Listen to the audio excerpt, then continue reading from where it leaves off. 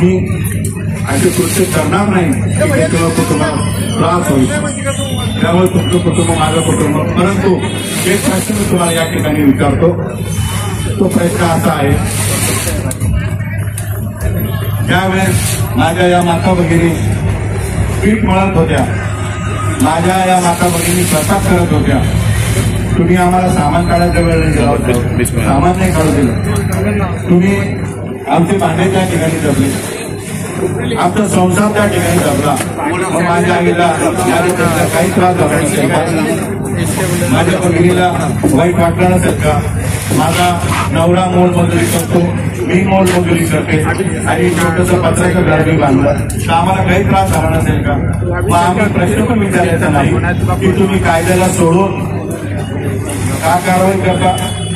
आम्ही असा प्रश्न विचारायचा नाही जे कायद्यात नाही तुम्ही ते करता. आम्ही हा देखील प्रश्न विचारायचा नाही की राज्याचे मोठे मंत्री घोषणा करून 5 दिवस होतं, तुमच्याकडून साधा कागद हरत नाही, तुम्ही एकही जागेचा पंचनामा करत नाही, तुम्ही एकही जागेवर नोटीस देत नाही. तुम्हाला आज स्वप्नात आलं तर उद्या तुम्ही जाहीर करता आणि तुम्ही घरं पाडता. मग माझ्या कुटुंबाला त्रास नसेल झाला. तुमचं कुटुंब हे माझं कुटुंब मानतो. मी स्वतःहून सांगतो की तुमच्या कुटुंबाला त्रास देण्याचा आमचा संबंध नाही, ते संस्कार आमच्यावर नाही. त्या ताई असतील, त्या दिदी असतील, त्यांनी कृपया त्यांना कोणताही त्रास होणार नाही, होईल नाही या मानसिकतेचे आम्ही आहोत. त्यामुळे पोलीस प्रशासनाने मला नोटीस दिली, त्याच्यामध्ये उल्लेख केला. पोलीस प्रशासनाने भरपूर सहकार्य आपल्याला केलं. आपण पोलीस प्रशासनाला अशी विनंती करतो, या पुढच्या काळामध्ये जर कुठल्याही प्रकारची तोडफोड करण्यासाठी पोलीस बंदोबस्त जर मागितला जाईल तर तो पोलीस बंदोबस्त देण्यापूर्वी स्वतः आपण कागदपत्र तपासावे. महानगरपालिकेला विचारावं, हा रस्ता या नकाशावर आहे परंतु हा मॅप फायनल आहे का? आपण विचारावं, आपण नोटीस दिली का? आपण विचारावं यांना मोबदला दिला का? आणि राहिला महानगरपालिका आयुक्तांचा प्रश्न, तर त्यांच्याकडे अपेक्षा आमच्या आहे. निर्दयीपणे त्यांनी गरज पाडली, कोणत्याही प्रकारचं लेखी आश्वासन त्यांनी दिलेलं नाही. बिनधास्तपणे त्यांनी संसार उजाडण्याचं काम केलं. त्यामुळे मी कायद्याला मानणारा नागरिक आहे. मला पूर्ण विश्वास आहे की कायद्याच्या चौकटीमध्ये 100% त्यांना व राज्य सरकारला आम्हाला मोबदला द्यावा लागेल. कोणीही घाबरू नका. मी सर्वप्रथम दिलगिरी व्यक्त करतो की आज तुम्हाला अर्जाचा नमुना घेण्यासाठी तुम्हाला 500,000 रुपयाचा रोजचा रोजगार बघून तुम्हाला या ठिकाणी यावं लागेल. याबद्दलही मी दिलगिरी व्यक्त करतो आणि माझ्या मायमाऊलींना मी आश्वासित करतो, हक्काने सांगतो, तुम्ही घाबरू नका, तुम्ही काळजी करू नका.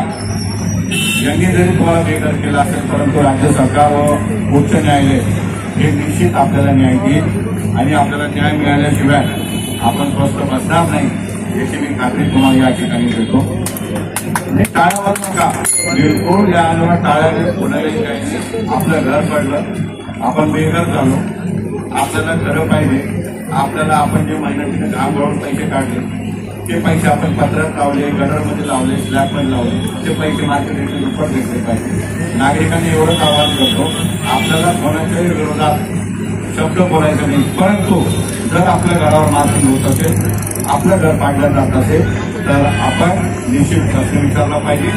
हे जे अर्ज मी तयार करून दिले हे अर्ज तात्काळ 2 दिवसात भरा. हे अर्ज घेऊन आपापल्या एरियामध्ये जा, त्याची जबाब मारा, सविस्तर तपशील घ्या, त्याला लागणारे कागदपत्र जोडा आणि ते माझ्याकडे 2 दिवसाच्या आत पाठवा.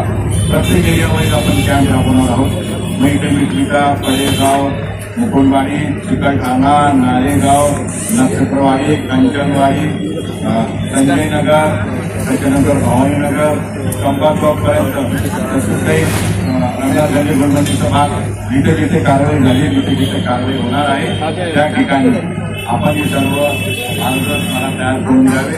आता आपण सर्वांनी अर्ज घ्यावे. मी सर्वांना विनंती करतो की व्यवस्थित त्यांचे त्यांचे धडक केले आहे तेव्हा ज्यांना बाजूला अर्ज द्यायचा असेल त्यांनी ते अर्ज 2 प्रकारचे अर्ज आहेत ते अर्ज पुन्हा एकदा मी महानगरपालिका प्रशासनाला तुम्ही मुख्यमंत्र्यांचं ऐकत नाही, न्यायालयाचं ऐकत नाही, अशा कोणाच्या आदेशावर तुम्ही कारवाई करता हे देखील तुम्ही त्या ठिकाणी स्पष्ट करावं.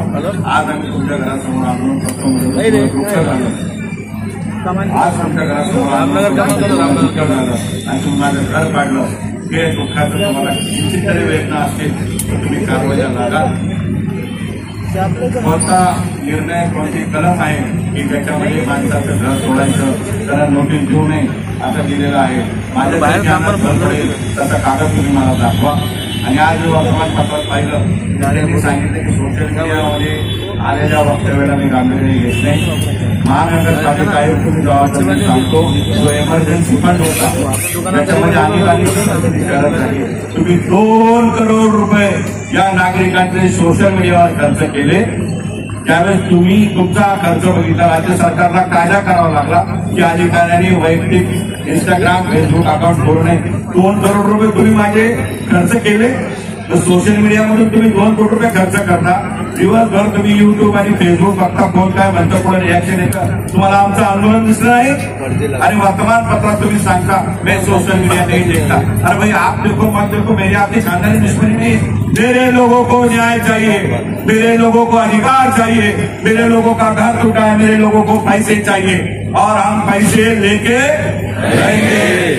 हम विकास के साथ हैं लेकिन वो विकास नहीं जो मुझे रास्ते पे बर्बाद कर रहा है. मैं वो विकास के साथ हूँ जो विकास मुझे न्याय दे रहा है. मैं वो विकास के साथ हूँ जो मेरे घर का खजाना दे रहा है. मैं वो विकास के साथ हूँ जो मुझे मुआवजा दे रहा है. मैं वो विकास के साथ हूँ जहाँ पर न्याय हो रहा है. आपको चंद बिल्डरों को पैसे वाला बनाना है. क्यों आप 60 मीटर के ही रास्ते के पीछे लगे? क्योंकि नितिन गडकरी साहब को अपने पैसे की मांग की. वह आपको बोला गया 60 मीटर के नीचे के रास्ते को हम पैसे नहीं दे सकते. इसलिए आप इन गरीबों के घर तोड़ोगे. वो कॉन्ट्रैक्टर आपके पास चक्कर मार रहे हैं कि साहब कब हो रहा. आपने तो बोले थे हम तुमको काम देंगे. हमने सब तैयारी कर ली. हमारा काम रहा है. उन कॉन्ट्रैक्टर के आप घर तोड़ोगे. शहर में बिल्डर्स की कुछ बिल्डर्स की हर बिल्डर को मैं नाम नहीं रख रहा हूँ. कुछ लोगों की मीटिंग हुई. उन्होंने कहा साहब टीडीआर आपने कंपल्सरी किया. टीडीआर का बहुत लेट हो रहा है तो आप हमको टीडीआर का बोलो. बोले कोई बात नहीं मैं लोगों के घर तोड़ देता हूँ. कल चिकलडाना मुकुटवाड़ी के एक भाई मुझे मिले. उनको 10 स्क्वायर फीट उनकी जमीन नहीं है. 10 स्क्वायर फीट और 10 स्क्वायर फीट का टीडीआर कौन लेगा. इस तरह से आप जुल्म मत करो. इस सवाल का और जवाब दो. टीडीआर के रेट गिर रहे कि नहीं गिर रहे. अभी आप आने वाले गणेश उत्सव में और दसरा में जाहिरात देखो. जो रोड पे कार्रवाई हुई है वो रोड के आसपास आपको बड़े बड़े प्रोजेक्ट की जाहिरात उस पर आपको दिखेगी. आप देखना जरूर. मुझे इस सवाल का जवाब दो. आप कायदे को नहीं मानते क्या? आप माननीय मुख्यमंत्री को नहीं मानते क्या? माननीय मुख्यमंत्री आपको बोल रहे हैं. उस दिन मुख्यमंत्री जी ने प्रोग्राम में कहा कि आयुक्तांना में निर्देश दिए जाए. जो निवेदन में लेके गया था उसमें माननीय मुख्यमंत्री ने लेके आगे दिया. बड़े गांव में फाटा में आपने कितने तारीख को तोड़ा तो तारीख बोलो और आप नोटिस कितने तारीख को दे रहे हो. आप तोड़ेंगे अगस्त के 1 तारीख को नोटिस देंगे. 20 अगस्त को मतलब आप तोड़ोगे भी. हम आवाज में नहीं उठाएंगे और आप नोटिस नहीं उठाएंगे. मैं कायदे को मानता हूँ. मैं सीबीसी के पास जाऊंगा. मैं सचिन ह्यूमन राइट्स कमीशन के पास जाऊंगा. मैं भारत के लोकपाल के पास जाऊंगा. मैं हाईकोर्ट में जाऊंगा. मैं सुप्रीम कोर्ट में जाऊंगा. अगर आपको मेरा इतिहास पता नहीं तो आप इतिहास मालूम करो. कानूनन लड़ाई लड़ने वाला मैं कार्यकर्ता हूँ. मेरी लड़ाई लड़ने के लिए हरीश साळवे साहब सीनियर एडवोकेट भारत के, कपिल सिब्बल साहब, मुकुल रोहतगी साहब, सलमान खुर्शीद साहब और बड़े बड़े नरसिम्हा साहब जैसे जो अभी सुप्रीम कोर्ट के जज हुए, ये सारे मेरे लिए नागरिकों की लड़ाई के लिए अधिकार के लिए मेरे वकील रह चुके. कायदा मैं बहुत अच्छी तरह जानता हूँ. आप किसी के बहकावे में मत आओ. किसी कॉन्ट्रैक्टर बिल्डर को खुश करने के लिए आप ये जुल्म मत करो. और फिर एक बार मैं आपके माध्यम से महाराष्ट्र के मुख्यमंत्री को दरखास्त करता हूँ. मुख्यमंत्री महोदय आपने बोला लोगों को मुआवजा दो. आयुक्त ने वो कागजबाजी उठा के फेंक दिया. मुख्यमंत्री महोदय आपने भाषण में कहा कि मैंने निर्देश दिए हैं. वो निर्देश मेरे कागज पे दिए थे, मेरे लोगों के मांग पे किए थे. आयुक्त ने वो उठा के फेंक दिए. और आज पेपर में वो कहते हैं कि मैंने एक एजेंसी को काम दिया है सर्वे का. अरे भाई एजेंसी को काम दिया तो तोड़ने के पहले क्यों नहीं दिया? अगर आपने एजेंसी को काम दिया मैं उनको पूछता हूँ अगर वो चिकलडाना संजय नगर, मुकुंदवाड़ी के घरों की यादी अगर 5 मिनट में प्रकाशित करे कि इन आदमी का इतना घर गया है, उन आदमी का इतना घर गया, तो मैं आंदोलन अभी छोड़ दूंगा।